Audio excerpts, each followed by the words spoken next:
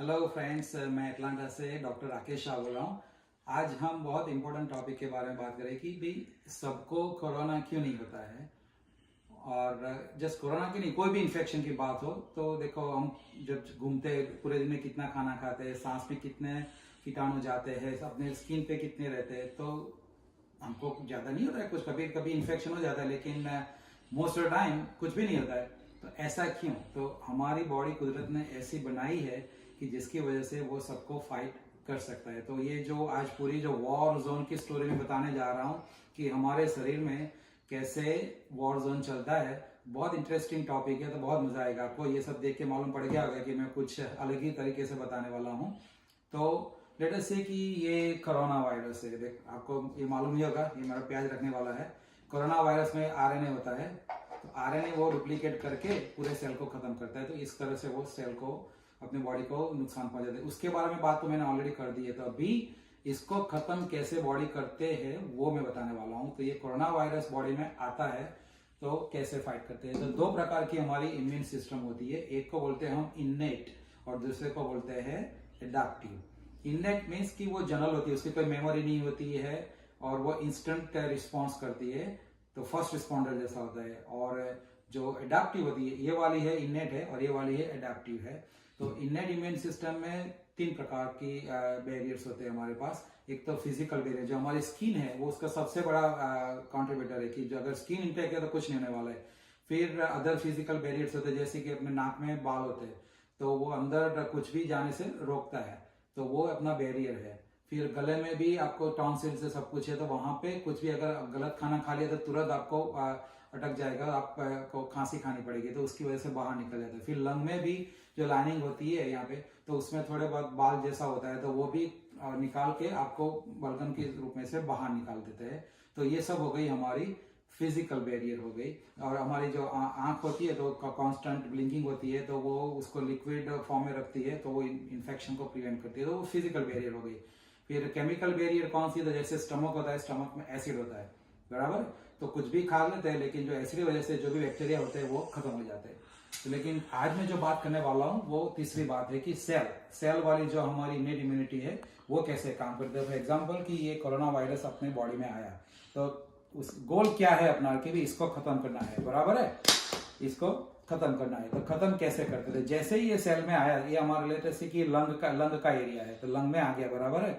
तो उसको खत्म करने के लिए सबसे पहले कौन आता है? तो तीन प्रकार के सेल आते हैं। तो उसमें सबसे पहला सेल है न्यूट्रोफिल है, वो सब जगह पहले पहुंच जाता है, फर्स्ट रिस्पॉन्डर होता है।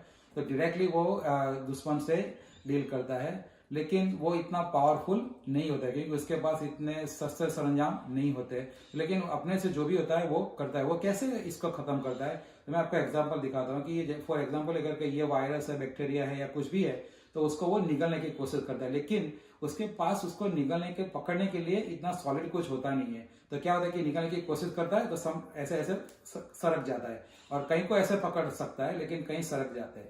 तो अपने से जितना भी हो सके उतना ये न्यूट्रोफिल है वो कोशिश करता है खत्म करने की, लेकिन उसका मालूम है कि वो अकेला कुछ नहीं करने वाला है, तो वो तुरंत हेल्प के लिए आवाज लगाता है। तो वो आवाज, क्योंकि वो मैदान तो छोड़ नहीं सकता है, तो वो आवाज कैसे लगाता है? तो अपने में से वो ये साइटोकाइन रिलीज करता है। Cytokines means chemical coming from the cyto means cells. तो वो ये जो केमिकल्स है वो ब्लड में जाते हैं, ये आर्टरी है तो उसमें जाते हैं, वेन्स में जाते हैं, और वहां से वो मदद मांग के ले आते हैं। तो मदद में आए उसके पहले उसके साथ थोड़े उसके साथी भी होते हैं, उसको इसको बोलते हैं नेचुरल किलर सेल। सो न्यूट्रोफिल, नेचुरल किलर सेल, दोनों तो यहाँ पे फ्रंट लाइन पे खड़े ही है, लेकिन वो जो साइटोकाइंस है वो जाके ये मैक्रोफेज को लेके आते हैं। मैक्रोफेज बड़ा वाला, macro means big, Faiz means जो निकल जाता है। ये जो मैक्रोफेज आता है तो वो बड़ा पावरफुल होता है, तो वो तो सब वायरस को खत्म करने में लग जाता है। तो वो जब खत्म करता है तो क्या होता है, तो मैं आपको छोटा सा रूप दिखाता हूँ। फॉर एग्जाम्पल ये टमाटर है एक्चुअली।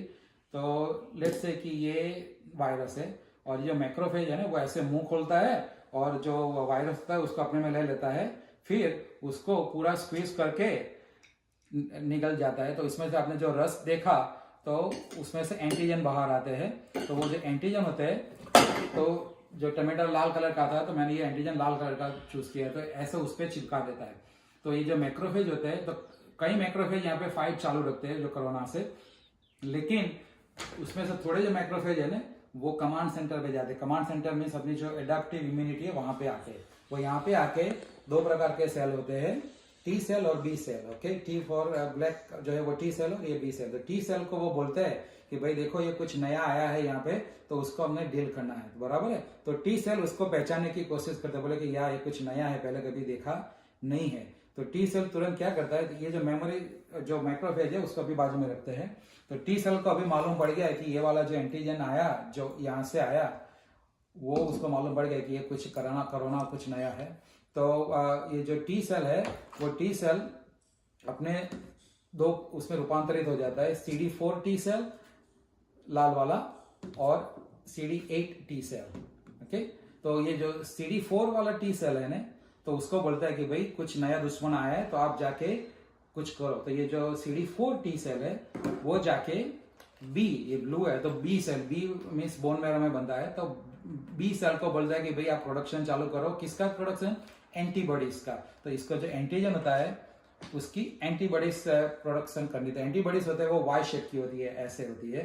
तो ये जो बी सेल है जब तक वो इसमें प्रोडक्शन होता है तो ऐसे चिपक के रहते हैं, फिर जैसे वो ब्लड में आ जाता है तो उसको हम प्लाज्मा सेल बोलते हैं। तो ये प्लाज्मा सेल में आ जाते हैं। तो ये जो एंटीबॉडी बने वो कोरोना के स्पेसिफिक बन गए। तो एक बी सेल है वो स्पेसिफिक कोरोना के लिए ही रहेगा। तो ऐसे जो भी बी सेल रहेंगे वो कोरोना के लिए रहेंगे। तो वो क्या करेंगे, उसका काम खत्म होने के बाद वो खुद मर जाते हैं, लेकिन वो कुछ पीछे अपनी याददाश्त छोड़ जाता है, तो उसको मेमोरी बी सेल बोलते हैं। तो मेमोरी सेल हो जाता है। तो अगली बार जब कोरोना आएगा तो ये सब झंझट में से जाने की जरूरत नहीं पड़ेगी, तुरंत ही वो एंटीबॉडी बनाना चालू कर देगा। तो एंटीबॉडी बन के क्या होता है कि वो फिर ब्लड में आते हैं। तो ब्लड में अगर आ गए तो ब्लड में से फिर साइट पे आते हैं। तो साइट में आने से क्या होता है कि ये जो कोरोना का ऊपर का जो स्पाइक है वो फिसल जाता था, तो उस पर वो चिपक जाते हैं। ऐसे चिपकने के बाद उसकी जो अदर साइड है वो ऐसे न्यूट्रोफिल पे चिपक जाती है। तो अभी ये कहीं पे भाग नहीं पाएगा, तो न्यूट्रोफिल उसको खत्म कर देते हैं। सेम तरह से ये जो मैक्रोफेज है उसको खत्म कर देंगे, सेम तरह से नेचुरल किलर सेल उसको खत्म कर देते हैं। तो ये एंटीबॉडीज का रोल है। और ये दूसरी सिस्टम होती है, उसको बोलते हैं कॉम्प्लीमेंट सिस्टम। तो कॉम्प्लीमेंट सिस्टम क्या होती है, उसको हम C1 से C9 तक बोलते हैं। तो वो पूरा उस पर ढा जाती है, बराबर है। तो जो कॉम्प्लीमेंट को भी ये जो एंटीबॉडीज होती है ना, वो एंटीबॉडी वो कॉम्प्लीमेंट को भी मदद करती है। तो वो क्या करती है, इस पे नहीं, एक्चुअली कोरोना पे ढा जाती है, ऐसे पूरा कॉम्प्लीमेंट उस पर पड़ जाता है, तो वो उसको खत्म कर देती है। और तीसरी सिस्टम क्या होती है कि ये जो वायरस में ये जो सेल्स है ना वो होल पोक कर देते हैं, तो फिर पूरा वायरस खत्म हो जाता है। तो इस तरह से पूरा हमारा जो एडेप्टिव इम्यूनिटी है वो आके उसको खत्म करता है। तो पूरा आइडिया क्या है कि फर्स्ट टाइम जो इन्फेक्शन होता है तो हमारा जो इनेट इम्यूनिटी है वो फाइट करता है, लेकिन दूसरी बार अगर वो वायरस आता है तो हमारा जो एंटीबॉडीज होते हैं वो उससे फाइट करता है, इससे। तो जो वैक्सीन देते हैं उससे ये जो एंटीबॉडीज होते हैं वो बी सेल में से बाहर आते हैं और ब्लड में सर्कुलेट होते हैं। तो जब भी वो देखते हैं वायरस को तो तुरंत खत्म कर देते हैं। ये आते हैं कहाँ से, ये जो बी सेल और टी सेल है वो बोन मैरो से, ये हमारा बोन मैरो है। तो जैसे यहाँ पे जो छाती में होता है, फिर जो जहाँ पे भी हड्डियां होते हैं हड्डियों के बीच में बोन मैरो होता है, वो हमारी मैन्युफैक्चरिंग फैक्ट्री है, वहां से सब सेल बनते हैं।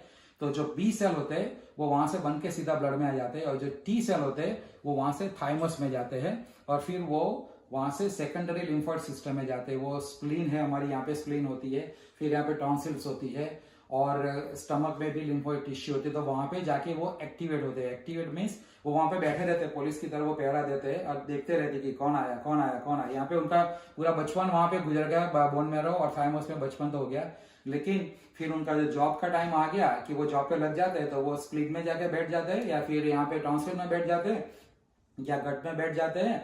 तो सब जगह वो अपनी पोस्ट संभाल लेते हैं, और उनका कॉन्स्टेंटली काम यही रहता है कि ये बंदा फिर से आया, और अगर कोई भी बंदा फिर से आया तो उस पर नजर रखते हैं कि अगर मालूम है कि ये पहले आ चुका है तो तुरंत उसको खत्म कर देते हैं। अगर पहले नहीं आ चुका है तो तुरंत जाके वो अपनी कमांड पोस्ट पे रिपोर्ट करते हैं कि ये कुछ नया आया है तो उसको हमको खत्म करना है। तो ऐसे पूरा इम्यून सिस्टम सेटअप हुआ है। तो इसके बेस पे मैं पार्ट 2 जो मैं बनाऊंगा उसमें कैसे आप इस सबको एनहांस कर सकते हैं उसके बारे में मैं बात करूंगा। तो ये आप वीडियो दोबारा भी देखिएगा ताकि आपको मालूम पड़ जाएगा कि ये एंटीबॉडी सब कैसे बनते हैं, ये साइटोकाइंस क्या होता है, कैसे सील करते हैं, ये कॉम्प्लीमेंट कैसे ऐसे ऊपर जाके पूरा खत्म कर देते हैं, फिर ये फैगोसाइटोसिस क्या होता है, फिर ये मैक्रोफेज क्या करते हैं, ये जो एंटीजन है उसका काम क्या है, एपीसी बोलते हैं उसको, न्यूट्रोफिल का काम क्या है। तो आपको ये सब मालूम पड़ जाएगा ना। तो जो मैं दूसरे वीडियो में बताने जा रहा हूँ वो समझने में बहुत आसानी रहेगी। तो बस इतना ही था आज, फिर बात करेंगे नेक्स्ट वीडियो में। थैंक यू और thanks to Kashmira for taking the video.